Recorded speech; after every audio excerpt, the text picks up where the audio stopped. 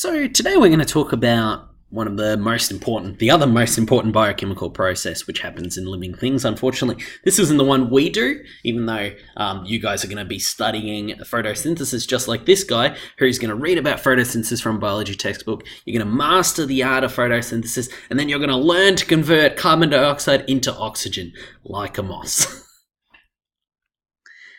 Alright, pause the video here and have a go at these 3 quick questions. Alright, so hopefully in question 1 you've looked at, we have 2 circular cells and they have 2 different diameters. So let's draw 2 circular cells. Here's cell 1, here's cell 2. They both have very different diameters, as you can see. That one's got a big diameter, that one's got a little diameter. Which of these 2 cells is going to have the higher surface area to volume ratio?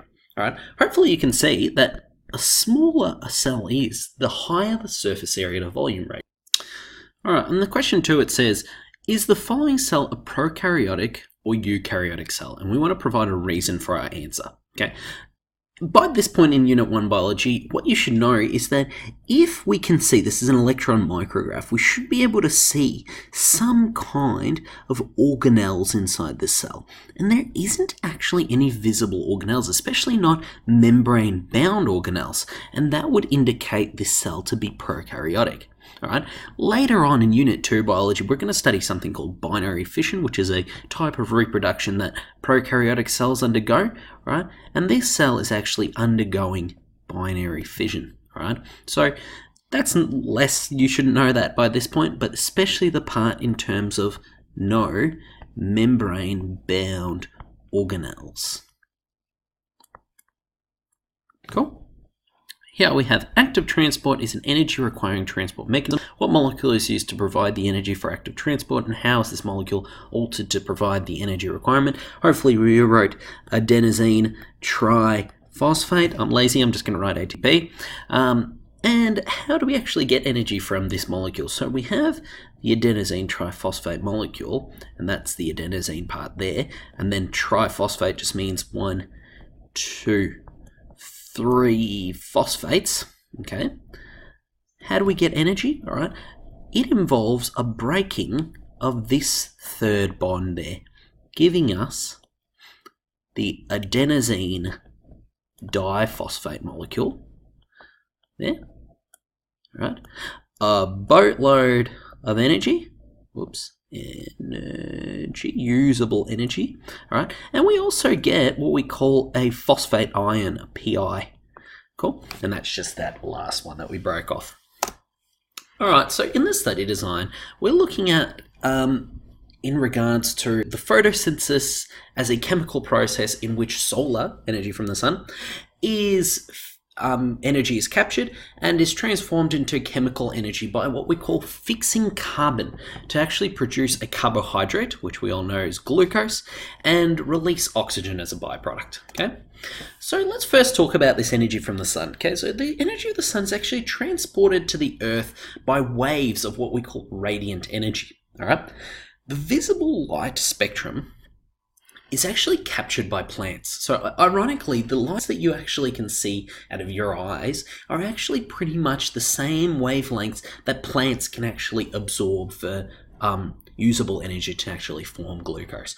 There is a small section of light that in the visible spectrum that can't be absorbed, and there also is a little bit of the ultraviolet spectrum and maybe a tiny bit of the infrared, but I know it goes a little bit into ultraviolet for sure. Okay, we're going to talk about that in a second. So this absorption of energy is actually done by a specific pigment within what we call the chloroplast, which is a specific organelle. And this pigment is called chlorophyll, okay? And chlorophyll actually absorbs some of the wavelengths of visible light, okay? So which ones does it absorb actually can be seen within here, which we call the spectrum, the light spectrum of photosynthesis, okay? So here we have chlorophyll A, chlorophyll B, and we also have carotenoids, which is pigment which actually make carrots orange. And these 3 pigments can actually absorb to use different wavelengths of visible light. Okay, how we read this little graph is actually quite simple, right? Depending on the wavelength, we're going to have a different color light, right? So for example, if we're talking about a 500 wavelength, we're talking about a light more or less between blue and green. If you notice, the two types of chlorophylls, they're really good at absorbing, so their peaks are around this 400 to 500 wavelengths, right? So we're looking at a dark, a violet, bluish light, okay? So they're really good at that, and they're actually pretty good at also absorbing orange, red light, so between the 600 to 700 wavelengths, okay? So they absorb that kind of light.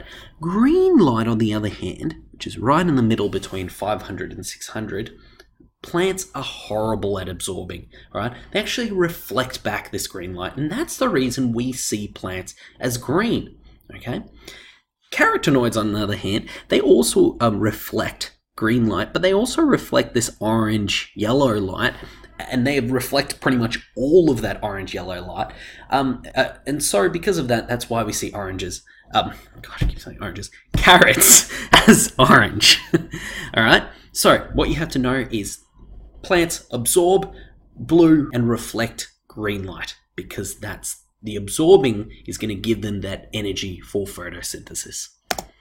All right, so where does this happen? This happens inside of the chloroplasts, and specifically inside of the structures called the thylakoid discs, which are stacked together into what we call a granum, or if we're talking about lots of granum, it's a grana. So here's one granum, right? And this granum is where we have all of this chlorophyll, okay? And this is one of the places where we're going to be absorbing the light for photosynthesis, okay? And then the rest of the reaction actually happens inside of the space. It's pretty much like the cytoplasm of the chloroplast, and that's called the stroma, okay? So let's look at the structure of chloroplasts a little bit more in terms of their electron microscope image. All right, this is a colored electron microscope image, which is nice. All right, but we can also see here, this is a stack of thylakoid discs, which we call that granum. All right, and in here we've got the stroma, which is that space in between them, okay? You should be able to sort of identify this as a chloroplast, especially when we're comparing it to a mitochondria, okay? So it's a good idea to actually have a look at a few images like this. So where can we find chloroplasts, all right? This is, if you were to imagine a leaf, all right? A leaf is like this, outside of the middle of a leaf, and just sort of hold it, all right? This would be the top, all right? This is the bit that's actually facing the sky, all right? And this is the bottom, all right? That's the bit that's facing the ground, all right? And inside a leaf, we've got these two different kinds of mesophils. We've got pellicidal mesophils and spongy mesophils, right? And this is the place where we're actually going to find cells that are filled with these kinds of chloroplasts to undergo photosynthesis. Notice there's a lot more in the pellicidal mesophil, all right? Because obviously that top part of a leaf is going to be getting direct sunlight, okay? On the bottom of the leaf, we've also got what we call the guard cells, which actually guard this entrance called the stoma. Here in the stoma is where we're going to get carbon dioxide coming in to a leaf and oxygen leaving the leaf, right? That's the gaseous exchange area, okay? And we actually get all that carbon dioxide and oxygen filling this space in the spongy mesophil. Okay, so photosynthesis, as an equation, look at a reverse equation for then cell respiration. There's just a little bit more detail in it, all right? We're not going to go into why the detail is, because in Year 12 biology, when we break down each of the steps of photosynthesis, then we're going to, right? But you just have to sort of understand that there is that little bit of detail. So the word equation just looks like this. We've got that carbon dioxide and water being provided, all right? And then in the presence of light energy, usually from the sun and that pigment chlorophyll, that carbon dioxide and water is going to be broken down into a carbohydrate glucose and oxygen. and we actually get a little bit more water out of it. And photosynthesis is a funny reaction. We provide some water, we provide lots of water, and we get half of that water back, all right? And it is important that we are pointing that out on both sides of the equation, okay? The chemical equation for photosynthesis, once again, we've got 6 carbon dioxides coming in. We're going to have 12 water molecules coming out, coming in as well. The presence of light and chlorophyll. And we're going to produce that C6H12O6 molecule glucose, 6 oxygen molecules, and 6 water molecules, okay? It's really good to have a look at photosynthesis, just like we've looked at cell respiration in terms of if we have all this stuff to do it, all right, what are we going to get at the end? Okay, so we're going to actually break that down again in class. Photosynthesis broke up into 2 different kinds of reactions, all right? We've got the light-dependent reactions of photosynthesis and the Calvin cycle, which I like to call, and a lot of people like to call as well, the light-independent reactions, which just simply means that they aren't actually happening in the direct presence of light, all right, but they do actually need light, because without the light-dependent reactions, we can't get these light-independent reactions happening, all right? So what happens in these reactions, all right, we get light, and that sunlight is absorbed inside the granum, all right, and the granum actually take in water, all right, and it pumps out. It actually breaks that water into oxygen molecules, okay? And that's how we actually get the oxygen of photosynthesis. In that process of taking in water and leaving out oxygen, all right, we actually get ATP, all right? We get energy, right? And we get also NADPH, which is another form of energy, okay? That ATP and NADPH is what's provided to the light-independent reactions, where we get the carbon fixing process, which just simply means that we take those 6 carbon dioxide molecules, we break them down, and out of them we make that sugar ring for glucose, all right? And that is how in photosynthesis we get this molecule, which is going to become glucose. Cool. You don't have to know the specifics of the reaction, okay? But just understand that we do have that light-dependent, light-independent reactions.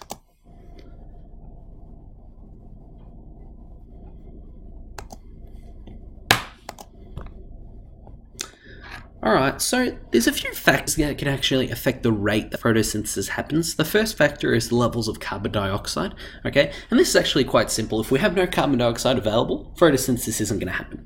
That's what's happening over here, alright? As we pump in carbon dioxide, we're going to have the rate of photosynthesis going up, up, up, up, up, until we get to a certain point.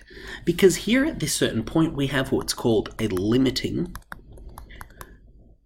factor, alright? And this might be no water available, or it might be there's not enough light available, okay? And that limiting factor means that doesn't now matter how much carbon dioxide we're pumping and pumping into the reaction, we're not going to get more photosynthesis happening, okay? And that's why we can see in this graph this sort of plateau. All right. Another factor that can affect photosynthesis, much like carbon dioxide, is the intensity of the light. The higher the intensity of the light, and also I'm going to add to this that the more light within the absorption wavelengths,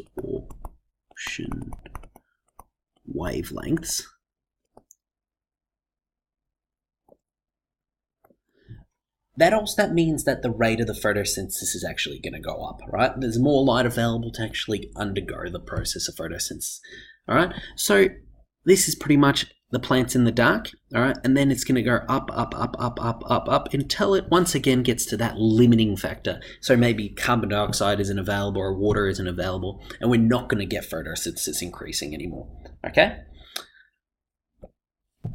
Lastly, we have is temperature as a factor that increases the rate of photosynthesis. Temperature in general increases the rate of any reaction until a certain point, okay? So if it's too cold, a reaction is going to undergo really slowly, but as we warm up, the reaction will go faster and faster until we get to this point, which we call the optimal temperature.